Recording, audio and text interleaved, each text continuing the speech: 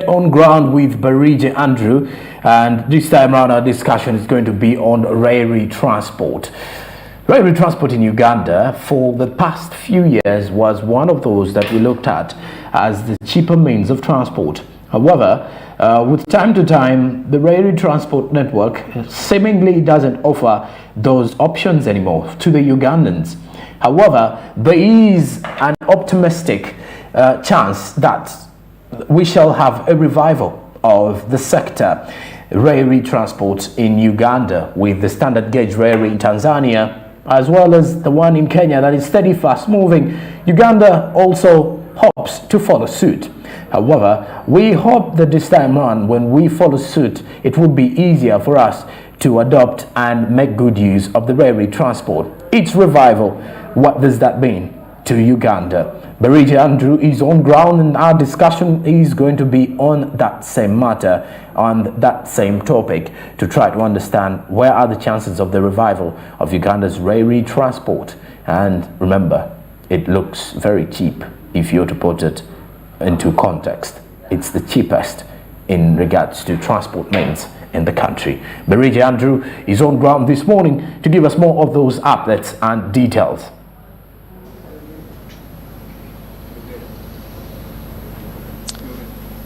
Thank you very much, Jerome Paul Sonko. Good morning once again. And of course, today we are talking about railway transportation regarding the issue of the fuel crisis, which is making the transport fares go very high all over the country and also in the East Africa region at large, and not only the East African region at large, but also the global at large, ever since the crisis that is taking place in the Ukraine, which has been attributed to the rising fuel costs. And of course, all transportation devices are becoming quite expensive to attain by the different citizens. And railway transport in Uganda's case seems to be the answer. But we want to find out today whether really what do we anticipate about railway? What if we embrace the railway transportation system?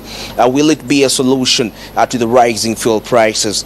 And of course, the president of Uganda recently in his speech, I think that was about 2 speeches back, he talked about investing into the railways to make sure that our railways are highly established. Looking at the railways set up in the East African community, Uganda has the least kilometers of coverage of the railway. That's about 1,500, and of which about 656 kilometers were had to be put back together due to the abandonment of the railways since a time came and the railways were not being used, and most of them got some little bit of damages. That was 2021 August. That was after the previous lockdown, yes, during the COVID-19 pandemic. That's when the Uganda Railways Corporation actually resumed the services of transporting people using the train. And looking at Kenya, Kenya has about 2,700 kilometers of railway lines. That's the one that connects to Nairobi, from Nairobi to, of course, to the port, that's Mombasa, and also the one that connects to the Malaba border, that's between Kenya and Uganda. Of course, Tanzania has the biggest with about 3,700, yes, coverage of kilometers. Yes, that's the biggest, and that is shared by the Tanzanian Railway Corporation and also the Tanzania-Zambia Railway, that is Tazara. And of course, let's get straight into the discussion. Can the railway transportation system be a solution to the rising transport fares globally and also locally in the nation at large? And with me is the Public Relations Officer of the Uganda Railways Corporation, Mr. John Singend. Of course, is going to make a deeper introduction about himself as we discuss this conversation regarding railway transportation and the current crisis that we have in the country today. Mr. John, good morning. Good morning. How are you? I'm very, very okay. Thank you. Well, it's great to be here. Actually, we are at Uganda, the place where passengers board the train. Yes, true. Yes, probably shall have a trip and inside there. So, Mr. John, maybe make a brief introduction about yourself. I'm Sengendo John Lennon. I'm the Senior Public Relations and Communications Officer of Uganda Railways Corporation. Okay. Yes. Wow. So maybe before we get into the topic a little bit, give us a brief. What is the state of the Uganda's railway lines, railway transport? Just a little bit of. Currently, like the introduction was, currently the functional lines are the Kampala-Malaba, there is the Kampala-Port Bell, and then the remaining line is the Kampala to our workshop in Nalukolongo. Now, that is the current state. However, like you said, there are plans to improve all these lines and even create others. Okay, maybe something. Let's now discuss something. Is railway transport the solution? Is it acting as a solution to the current fuel crisis? I wouldn't say that one form of transport can be a solution. But then, railway transport, because it is a mass transport system, carries so many people, it can actually help Ugandans save on the money that they would have spent on fuel. Now, it works with other modes of transport, but the beauty about rail is it is cheaper. Yeah, it is affordable for any Ugandan. Any Ugandan at their levels, it is very affordable. So because it's affordable, you can park your car somewhere and take the train. Now, when you do take the train, you would have saved a lot of money that you would have spent on fuel. So when improved, it actually will serve a bigger population that currently, and all those funds for fuel would actually go into other ventures.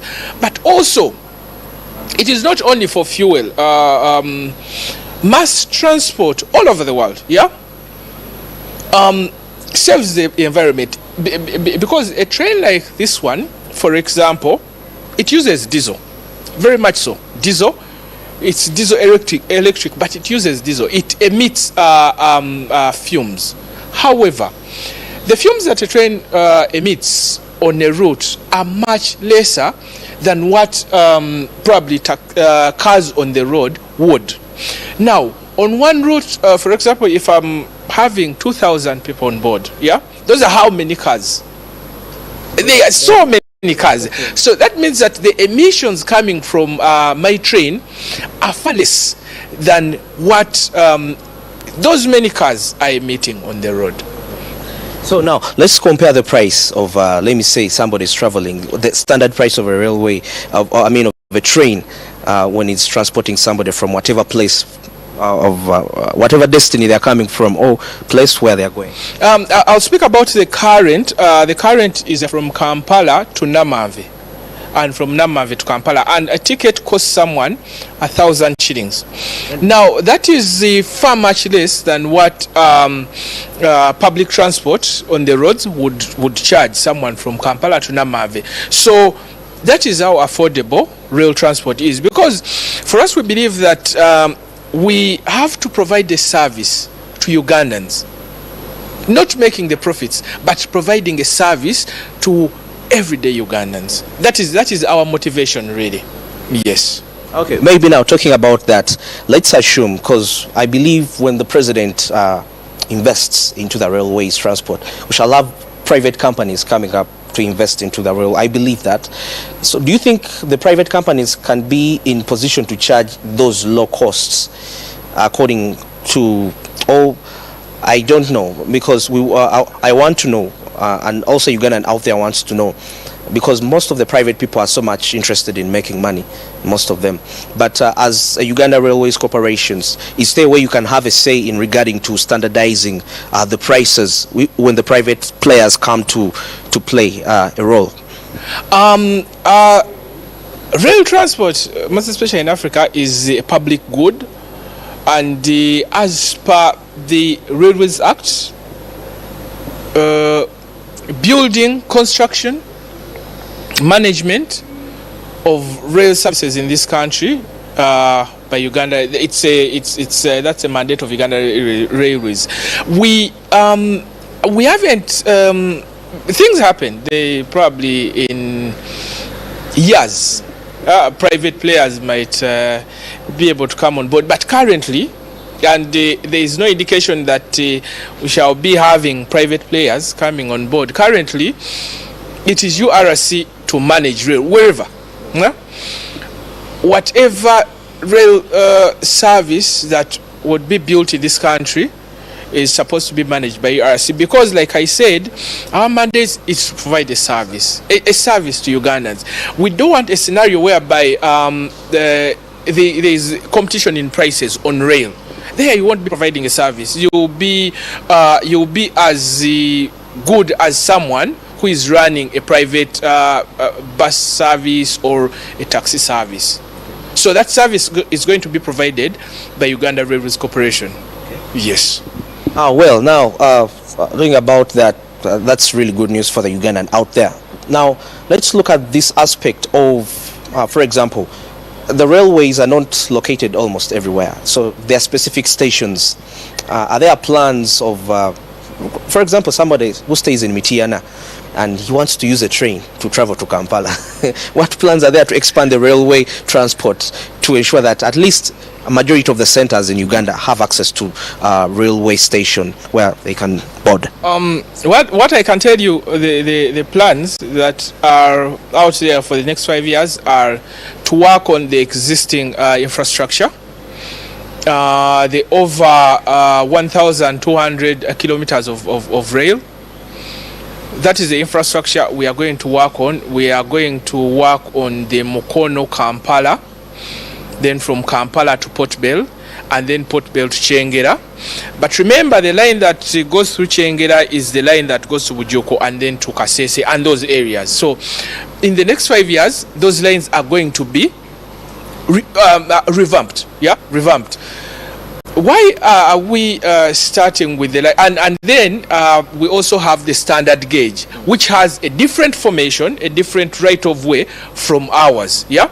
So when all those are put together, the standard gauge and then the meter gauge, we shall be able to serve a big number of the population. Yeah. To get into other areas where we don't have right of way, you see, rail is the infrastructure is built on land. It is capital intensive. It consumes a lot of money. But then, given the fact that very many areas are built in, yeah, having a line pass through a built-in area, there is a lot of compensation needed. But I'm not saying that all those are not going to be explored. Yeah, we want to build rail that serves everyone. Yeah, so all those avenues are going to be explored. We shall also explore the light rail. Yeah, up there. Yeah, we shall exploit the light rail so that we can serve every Ugandan at whatever level they are. Yeah. Well, maybe before we have a trip inside the train, those trains, are they still in service? Jesse can take you, can show you the railways. I mean the trains right there, just in front of us. As those wagons and tankers, they're in service. Okay. You see, the infrastructure built and the material used to build rail infrastructure is heavy material. Heavy material that this infrastructure can serve for a long time. Yeah, it is packed. Yeah, but anytime these fuel tankers are needed, they will serve the purpose. Yes. So this is good news to Ugandans out there, because there are fuel tanks. Those ones, there are fuel tanks, and also yes, there are fuel tanks. There are wagons. Those are covered wagons, but they are not packed here always. When there is a need for them to be used, they are taken away. And if you were here yesterday, there were over 25 fuel tankers, but they were taken to bring in fuel for one of the fuel service providers in this country. So they are not static; they move out and then come back. They also carry passengers. The passengers are this is dedicated for passenger. There are 5 coaches. Those 5 coaches carry 100 people per coach, but like there is also standing. Yeah, like everywhere in this world, train services have people seated and those standing. Okay. Yes. Could we have a trip inside the train Yeah, probably. We need Ugandans to see the service provide and then assure them that we are going to provide even a better service. Okay. You are welcome. Oh, thank you so much. And of course, are we going to have a trip inside the train? Just in case you've never boarded one. Personally, it's going to be my first time to enter a train. I should pull this here. Oh, we just climb here. Yeah. Yes, we are having a trip inside the train here. And you see how everything takes place inside here. Oh, the place is so silent and so good. Very beautiful place. This is one of the coaches that transports the 100 persons I spoke about. These are for the people standing to hold and not to fall over. The train leaves at 5:50 at the moment for Namave. It leaves Namave to Kampala. It gets here the following day at 7:45. That is an allowance of 15 minutes for people to get to their workplaces. But we also have plans of adjusting those schedules, having more trips in a day to serve Ugandans. There is a Ugandan who will say, I leave my home at 8. Exactly. I don't leave my home at 6. We shall serve that Ugandan. There is a Ugandan who will say, I leave at in the evening, I leave at 7. I don't leave at 4. So we shall serve all those Ugandans, and in very many directions.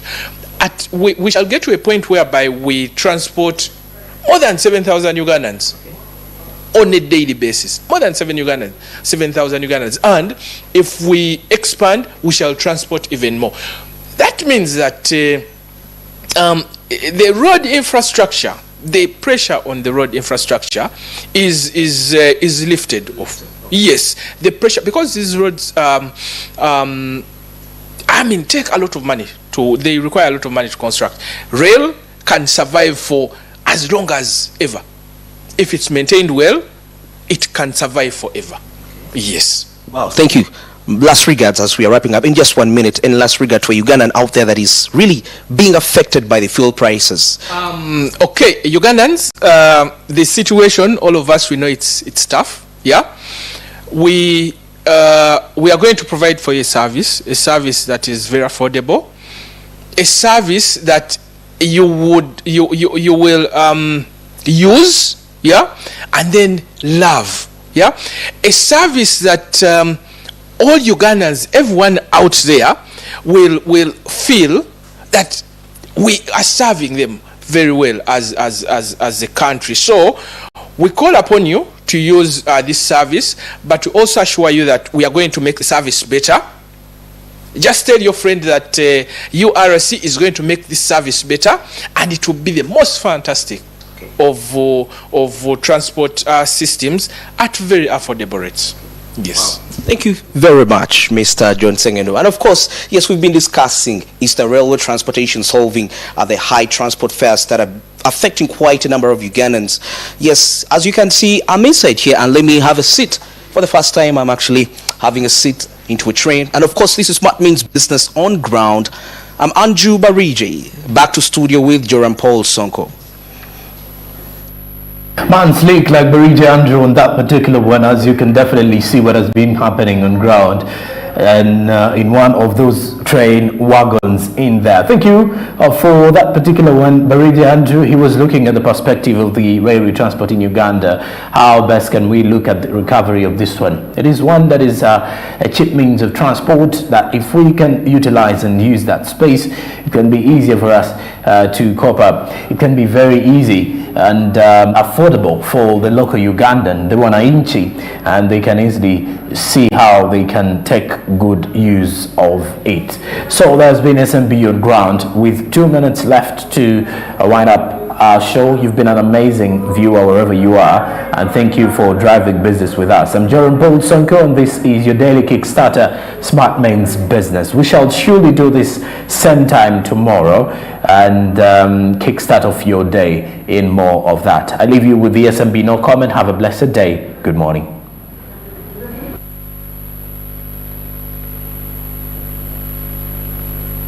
When it comes to commercialization, for you to get to a place where you can make money and pay your bills and all that, there are several things that we need to consider in terms of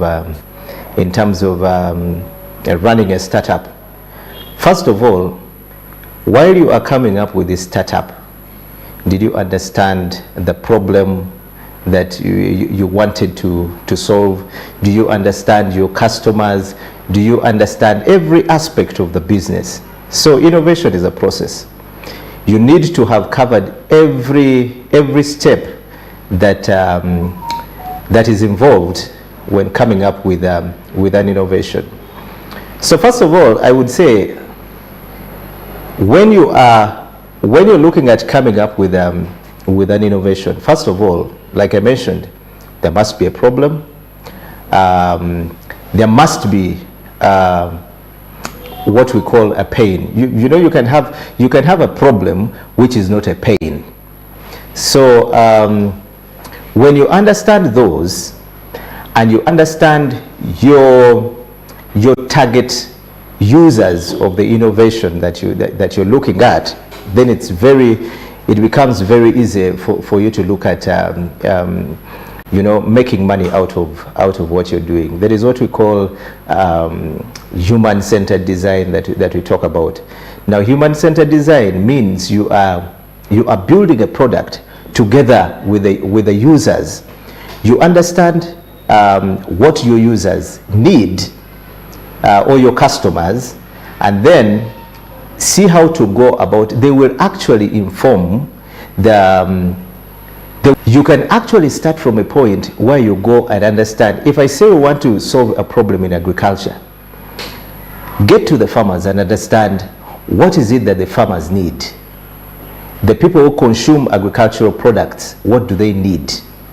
Then from there, from the biggest challenges. Now, when it comes to building that product, one thing you want to do, there's a selection from every challenge, all the challenges that you may have come across, or you have been told by your target group. You can actually come up and select what the biggest problem is. There is what we call a problem selection matrix, and that helps you understand. Now, if you want to select what problem you want to solve, you may look at the importance and also the frequency of the problem, and that helps you to pick the most pressing challenge when it comes to for your target users. When you have the most pressing challenge, that means your users or your customers are going to be willing to pay for that. Now, when you have a problem, then you can now begin looking at solutions. When you come up with solutions, what you want to pay attention to is you want to pay attention to, first of all, the uniqueness of this solution that you want to offer, and then the other aspect is the value. The moment you have that, the moment you have a unique solution and valuable to these customers, they are definitely willing to pay for it. So when you come up as a startup, now of course you want to begin understanding the market, and also that will inform things like the pricing and all that. You will be good to go. So for a period of time, you will start making money, and definitely along the way you will break even. But one thing that we also need to know is that while we are doing all this, we also need to do validation. From time to time, you'll get back to your end users or your customers to understand that if the solution that you're offering is actually what works for them. Of course, it will change from time to time, but if you understand those, then we need to begin understanding things around team. Do you have the right team to take that to the market? Do you understand your competitors? Those are some of the things we look at. Of course, we have already talked about the value proposition. It must be something that uniquely identifies you from, it differentiates you from what your competitors may be offering or what is in the market.